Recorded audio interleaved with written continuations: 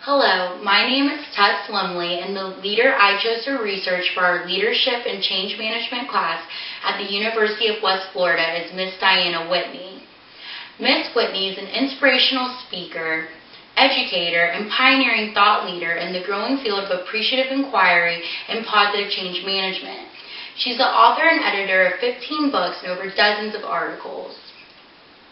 Miss Whitney is the founder and president of Corporation for Positive Change, which is a consulting firm using appreciative inquiry for organizational transformation and innovation in business, government, education, healthcare, and nonprofit organizations all around the world. She's also the founder and director of Taos Institute, which is a virtual learning community and a social constructionist think tank dedicated to research, teaching, and publications for a better quality of life. She's also the founder of Appreciative Inquiry Consulting, which is an international alliance of appreciative inquiry consultants committed to creating a positive revolution and change. Her consulting practices focuses on the use of appreciative inquiry for organizational culture transformation, merger, alliance building and partnerships, labor management relations, superior customer service, and global organization development. In my research, I have found the most helpful information that will benefit our leadership class from her book, Appreciative Leadership. Appreciative Leadership was published July 9, 2010, and it shows leaders how to fully engage their team through positive inquiry and opening dialogue so that everyone feels included, valued, inspired, and motivated.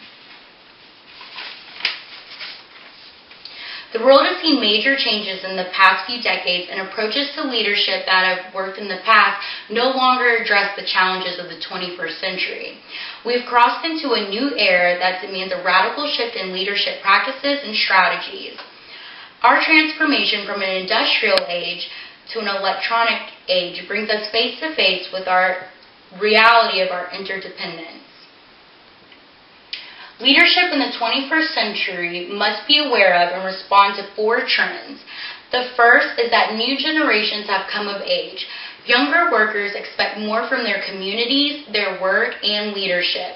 They want to be engaged and involved in decisions that are going to affect them, and they want to be acknowledged for work that's well done.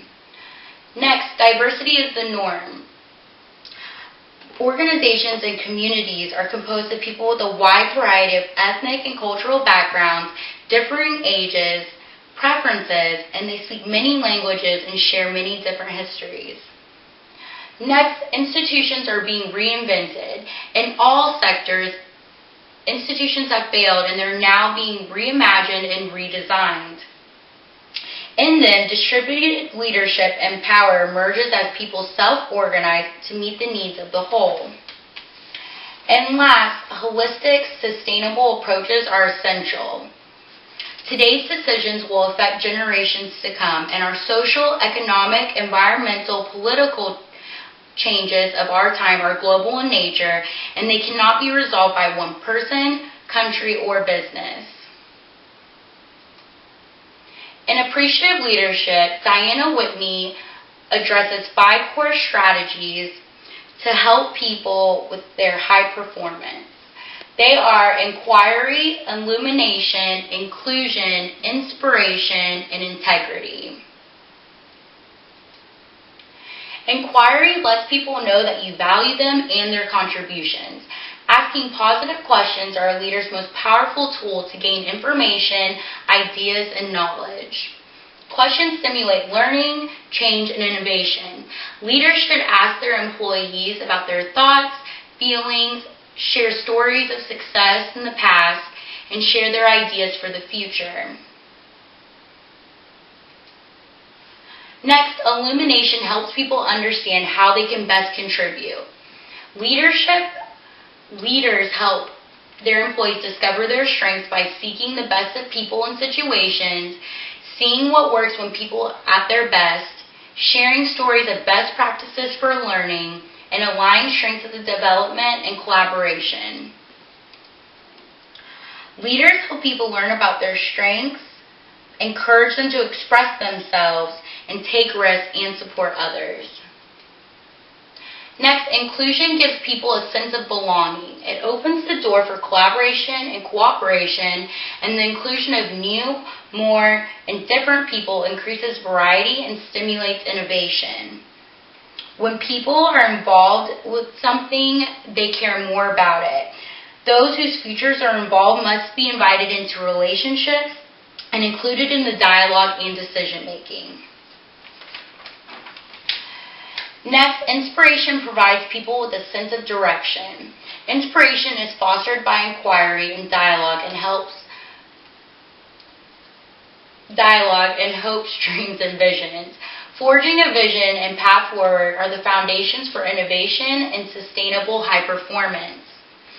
Leaders use the power of inspiration to generate new possibilities that offer hope in a crisis and give people a reason and a way to move forward. And last, integrity lets people know they are expected to give their best for the greater good and can trust others to do the same. When leaders act with integrity, people follow their ideas and their way of work. Integrity is described as being honest, moral and ethical conduct, speaking the truth, making and keeping commitments, forgiveness, and reconciliation. I believe leading with integrity is a very important strategy because people want to follow someone that they can respect. If their leader falls off the path, people move away from them, their ideas, and their way of work. Leaders can stay on the path of integrity by making choices that are going to serve the whole organization. Diana Whitney introduces some leadership paradoxes. They are: have respect for authority, yet speak truth to power; give voice to youth, yet harvest the wisdom of experience; honor equality, yet recognize excellence; respect elders, yet be open to fresh ideas; speak well of others, yet be honest about abuse and violence; help those in need, yet empower independence; and honor cultural differences, yet create shared meaning.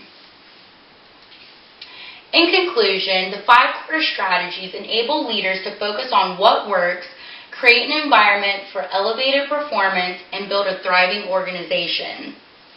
Leaders should hold every person in a positive regard. They should look for the best in people and seek to treat everyone positively with respect and dignity, no matter their age, gender, race, religion, culture, education, or experience. I'd like to share a quote from the book Appreciative Leadership that was made by a workshop participant. Appreciative leadership is like mining. You know the gems are there, you just don't know where they are. You have to dig for them. This changes everything I thought about people. I used to live by the saying, what you see is what you get. Well, now I understand that I have to listen better, ask more questions, and dig for the gems that are not so readily apparent. I need to look and listen with more confidence in people. I'd like to end this presentation with this quote: be the change you wish to see in the world. Thank you.